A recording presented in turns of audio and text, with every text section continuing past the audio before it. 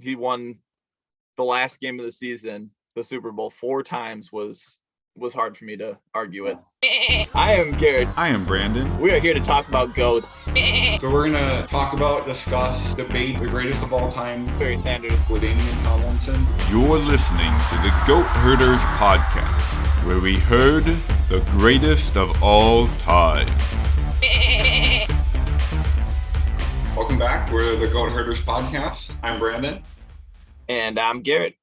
And today we're talking about the number 1 draft picks overall. We're going to rank our top 5s, debate the top 5 and debate them, and kind of go back and forth between the two of us here. So, Yeah, but before that, we got to talk a little bit about some March Madness news.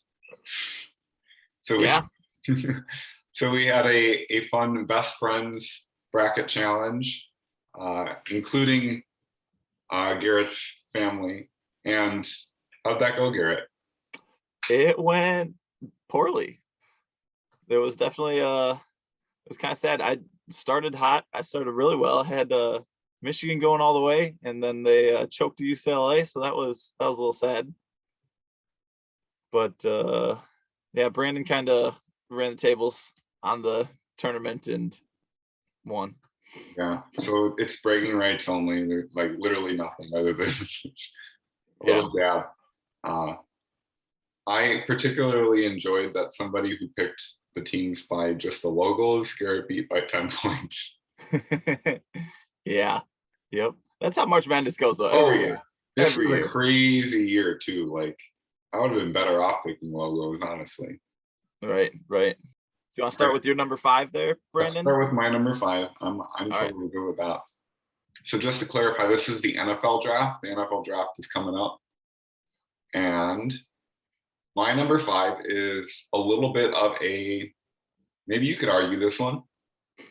But I'm going with a left tackle, Orlando Pace, first overall, 1997.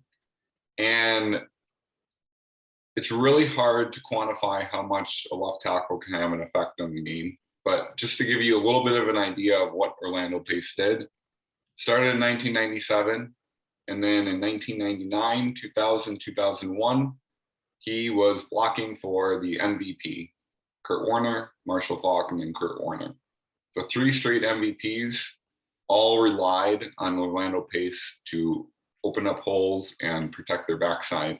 And remember, Kurt Warner is not very agile, and so he needed that guy. Right. So it just kind of drove the greatest show on turf, and also Mark Bulger, when he was there after Warner left, Pace was still there. And just to put how highly rated he was not a first ballot Hall of Famer, but a second ballot Hall of Famer. 6 years out, he was in the Hall of Fame. So he was no slouch. So that's kind of my maybe a shocker for a number 5, maybe a little higher than other people would put. But I think he's one of the greats. I'm not actually going to argue that point. I'm actually going to bring him up later, to be honest. So, yeah, that definitely a lot. He made 7 Pro Bowls and won a Super Bowl with them as well. He was the only one on my list that did not win an MVP, but that's kind of normal because he's a tackle and they don't get really hard.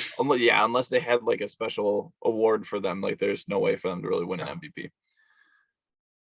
My number 5 was a man by the name of Earl Campbell, who was drafted by the Oilers back in 78 out of Texas. He was a Heisman Trophy winner in 77. Then he won the Rookie of the Year in 78. Then he won the NFL MVP in 79. He also went to 5 Pro Bowls. He was the only one on my list who does not have a Super Bowl, though, which is why he came in at number 5. But a lot of awards to his name. A great running back for the Oilers, and that's why I got him at number 5. Yeah, he was pretty dominant from what I have heard. Kind of like a Walter Payton before Walter Payton kind of running back.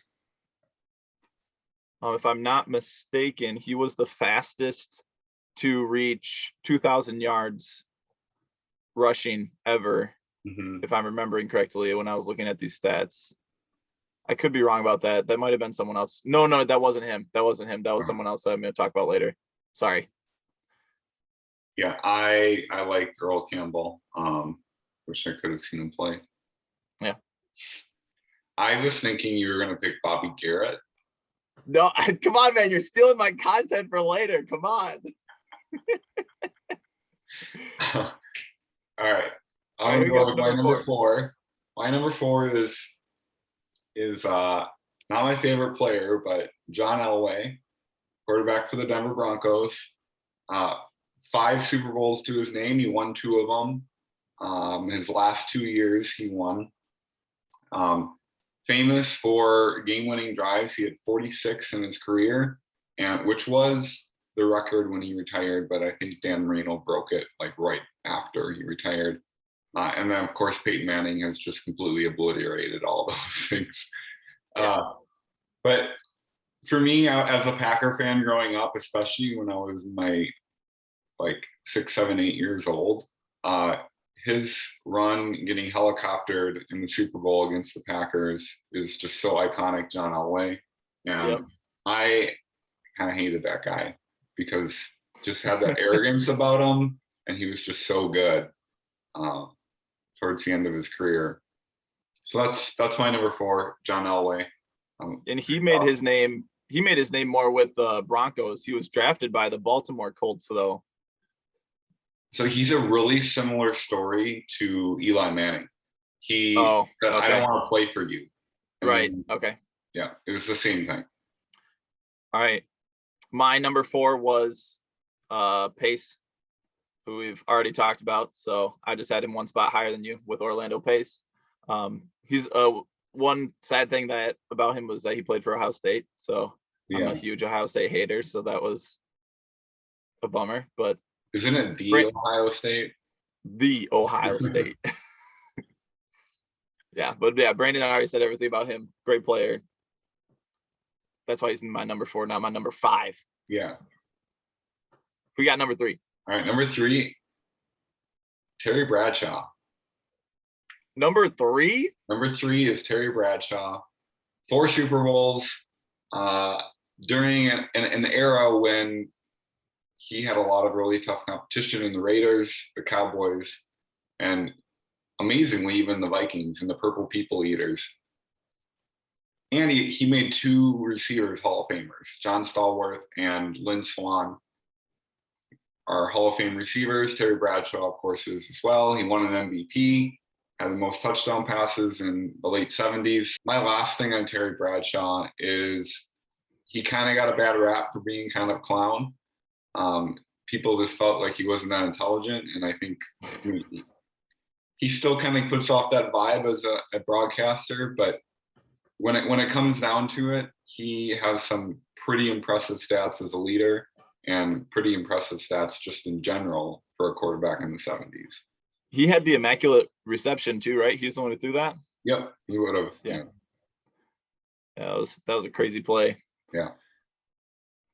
All right, so we're definitely catching some overlap here. My number 3 was John Elway, with 9 Pro Bowls, 2 Super Bowls. He was the MVP for one of the Super Bowls, and he was the NFL MVP one of the years as well.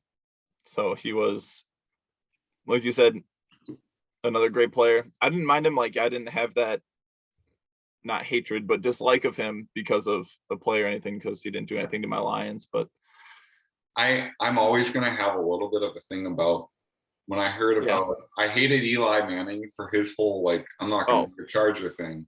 Right. And of course, that turned out all right for the Chargers. Philip Rivers is the greatest of all time. And but like John Elway did the same thing, and it's just like, stop being that way. Right. It's not cool. Right. Yeah, speaking of Rivers, like his throwing mechanics, I don't understand how he was as good as he was, because the way that he throws is just ugly. It was not fun to watch, but it was just ugly. But all right, number 2. All right, number 2, one to the defensive side of the ball. And Bruce Smith, Buffalo Bills, all-time leader in sacks. He had like 13 or so years with more than 10 sacks, 200 sacks total. Took over Reggie White right at the end of his career with the Redskins. Just a dominant force on the defensive line. Buffalo went to 4 straight Super Bowls. Of course, they lost 4 straight Super Bowls. But he was a huge part of those teams. And he had 19 sacks one year. Just a quality guy. And I was watching a video of him last night, and he was just like, I get paid millions to pick fights and beat people up. This is awesome.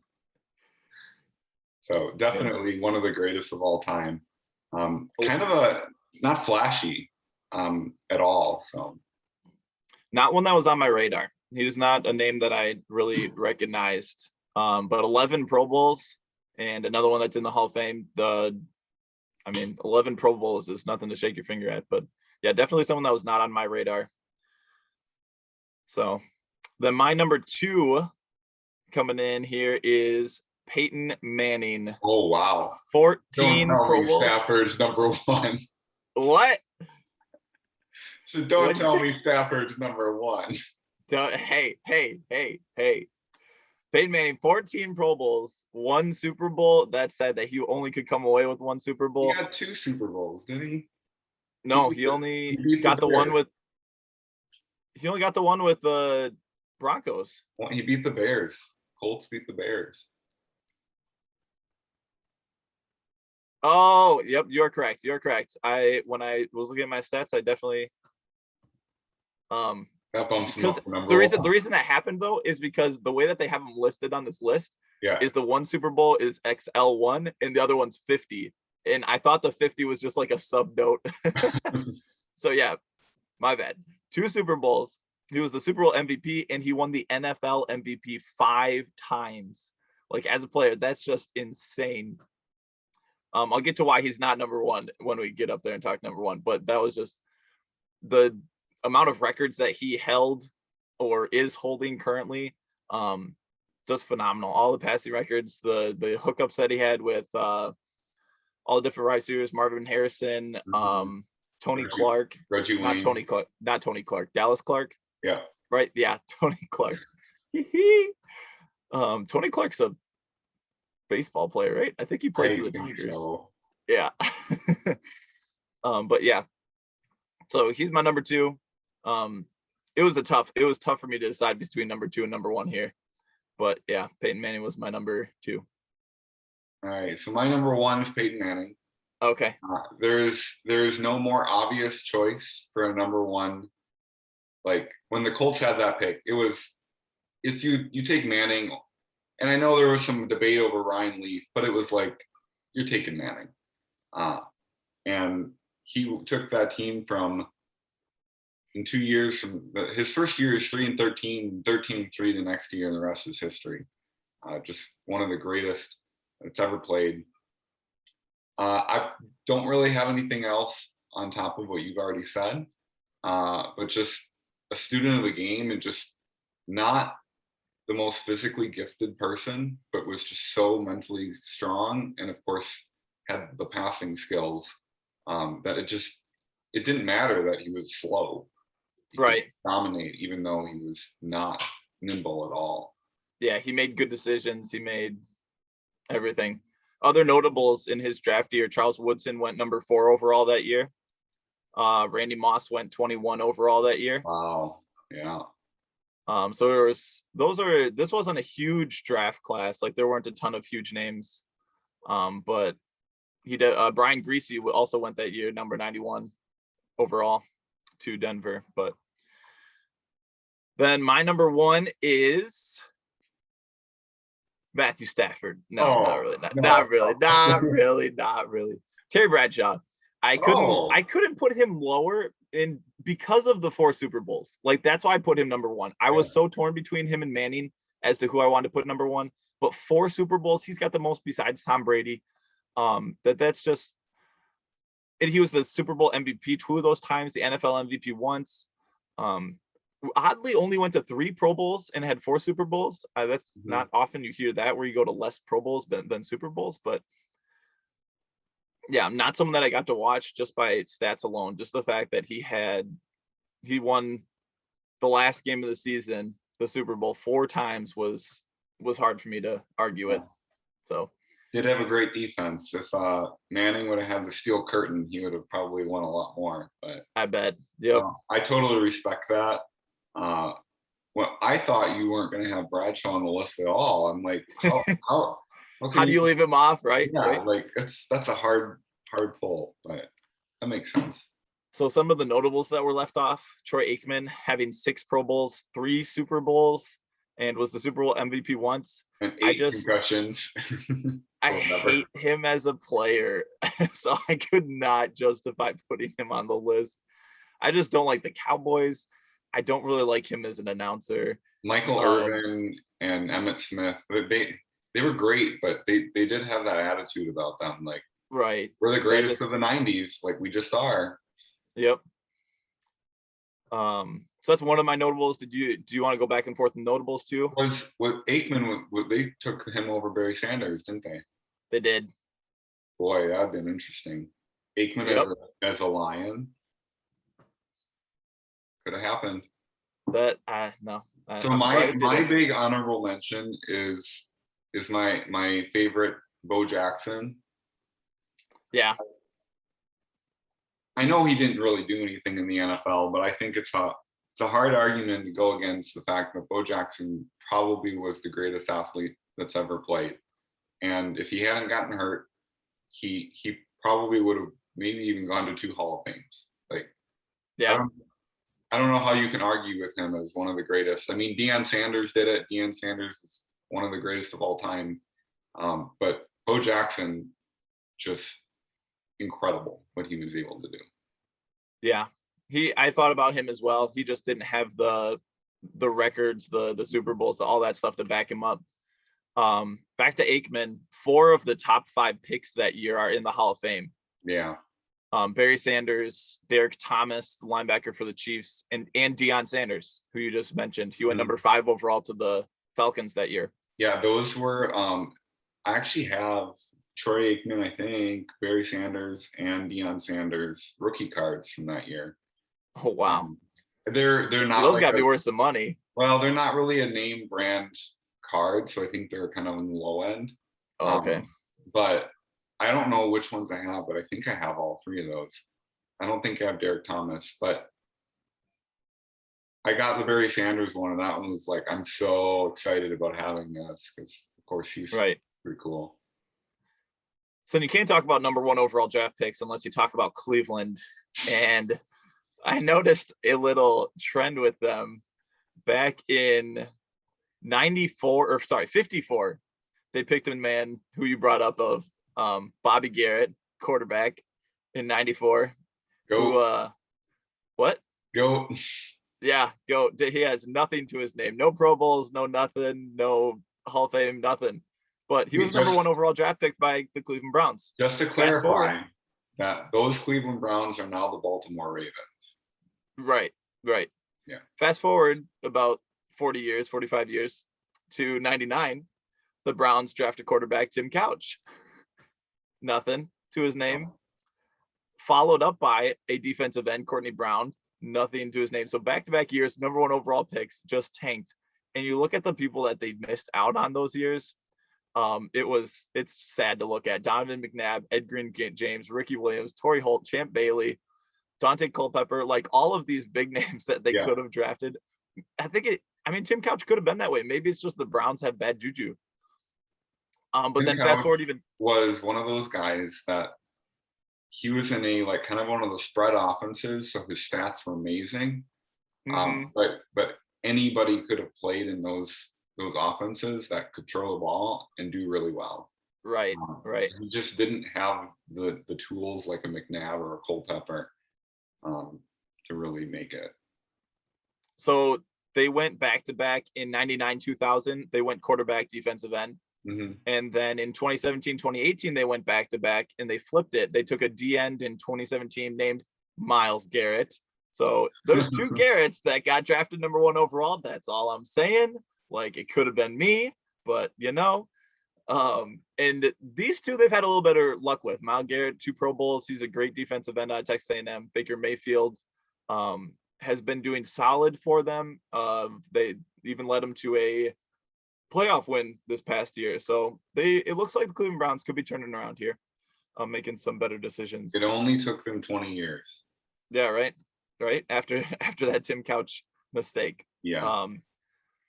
The OJ Simpson was another one that I left off. Yeah. Mainly just because of the stuff surrounding him outside of football, that I felt just takes away from the character, takes away from the achievements that they made in the game.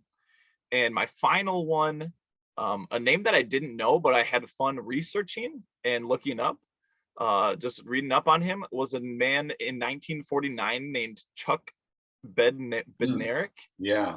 Are you familiar? I am. He had 8 Pro Bowls, 2, he was not Super Bowl, but 2 NFL champions. Mm-hmm. That was before the Super Bowl era. And he's also in the Hall of Fame. He was a guy that played, he was the last 60-minute man, the last guy that played offense and defense.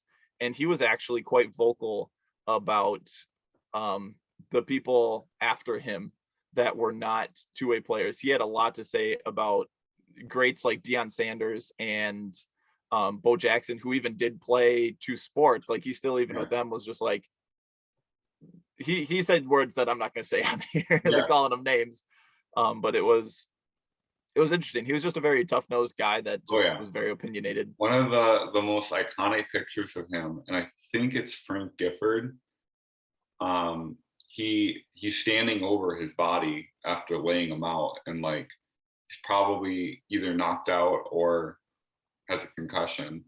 But just that's the kind of hard-nosed 1960s, 1950s football that was played, where it was glorified to get your bell rung, which is not really a good thing, but like that's the kind of players these guys were. They were pretty nasty. Yep. My last one, you can't not mention Eli Manning. Yes, you can. You can totally not mention Eli Manning. Like, so Stafford or Manning, who's a better first overall pick? Stafford, 100%. The only difference is that Stafford went to the wrong team. Like, yes, I'm a Lions fan, and I'm happy we had him for the past 10, 12 years, 11 or 12 years. But he played through so many injuries. He should have pulled the Manning and be like, I won't play for the Lions. I'm not going to play. But yeah, I mean, if he does that, he probably has a Super Bowl or 2 to his name already. Yeah. Like, probably 2. I mean, it depends on who he would have gone to. But, I mean, he was much more of a football player than Eli Manning. Like, I can't even, like, no. I think Eli Manning is another one who was just saved by his defense. Oh, their defense was amazing. Their defensive line was just, I mean, they could have had 4 Pro Bowlers on their defensive line. Just, it was stacked. Yeah. And he was just, I mean, he won the Super Bowl MVP both times that he played in it. And I was happy he beat the Patriots, because I hate the Patriots more than I hate Eli Manning, but I wish it would have been someone else. Yeah. Because, I mean, when you, like you said earlier, when you come in and you get drafted by a team and you're pretty much like, no, daddy, get me off this team. I don't want to be on this team. Get me somewhere else. Like, that's just. It just changed your whole career. Like, yeah. Peyton Manning could have done the same thing. I mean, the Colts weren't on the big market, but he didn't. But he turned it around. Yeah, he took a team and just turned them around and became good. Frankly, the Chargers were, in the years after, were one of the best teams in the league. Could have won multiple Super Bowls if it weren't for the Patriots. Right. And so it's kind of a slap in the face to be like, I'm not going to go to a small town, San Diego, where they have the greatest running back of all time, and debatably so. Yeah, and just a great defense and some great receivers. Like, he would have been great there, but you know what? Rivers is better, and we're gonna be fine with that. Right. Yep. I mean, in 10 years, I might be singing the same things about Jared Goff. I think it is interesting that these two number one picks got traded for each other. And it's even more interesting to me that Stafford has only been in the Pro Bowl once. Mm-hmm. Like he only got one Pro Bowl nominee, and that's hugely because of who he played for. And Yeah. I will sing the praises of the Lions forever, but like I still admit, like you go there and it's like a career changer. Yeah. Like any of the people, any player you pick, you put them on the Lions, they're not going to be who they were just because of what the Lions have gone through in the last 20 years. Yeah. I am hoping and praying that what they have done this past year with the turnover in coaching, the turnover in management, all of that stuff, that it's going to be a new era in the next 20 years for what the Lions are going to look like. And I hope Jared Goff can be a beginning to that. And that would just be great. So I looked up a list of the top like 52 first overall draft picks or whatever. Yeah. It was like in the modern era. And I looked at it after I had kind of already put it through, and I was my top four were all in that list and in the top four. And then Pace was 10. But it was really interesting. Like Goff was a lot higher than I thought. And there was a couple of guys that I was like, really? That's where you're going to put them? But it was kind of fun to just open it up brand new eyes and just be like, who do I think? And then to see the list come out and be like, oh, somebody agreed with me pretty closely. But yeah, I mean, you look at the last 10 years, it's hard to rank the people in the last 10 years too high just because they haven't established who they're going to be, where they're going to end up. Because you look at the last 5 years, 6 years, just in the last 10 years, like all those names have been really great names. Mm-hmm. Joe Burrow was having a phenomenal year before he got hurt. Kyler Murray has been playing great in the 2 years he's been in the league. Baker Mayfield, same thing. Myles Garrett, same thing. The first name that you get to that's kind of been a bust is Jameis Winston back in 2015. Yeah. And then before that, I mean, Cam Newton had a solid part of his career, but he's also gone down. Mm-hmm. Andrew Luck just was a shocking retirement. Yeah. But I mean, before that, like, so that's your last 10. Like your last 10, there's like two that maybe I won't see ranked in the top 20 in the next 20 years. Yeah, and I think Cam Newton had the potential to be really good. He's not quite as good of a passer as like Mahomes. Right. To have that like speed and that movement. But yeah, I agree. I think overall we had we had one person off. Who did I have that you didn't have? Oh, Campbell. I had Campbell and you had the D tackle. Smith. Yep. So I mean, that's interesting. Without like talking about this at all, we came up with a very similar top 5 list. So I'd say that those four that we matched are pretty undisputably top 5, top 10 material if you talk to anybody. Yeah. So, and then there's like, you can open a can of worms every single year that you look at the draft as to how things could have gone differently. Mm-hmm. I know we talked briefly about 2001, which was the year that LT went, and all the different people that were drafted that year, the order that people were drafted that year. Huh? Breeze and Vic and Tomlinson. Yep. This has been the greatest of all time. Number 1 overall draft picks for the NFL. It's the Goat Herders podcast. I'm Brandon. And I'm Garrett.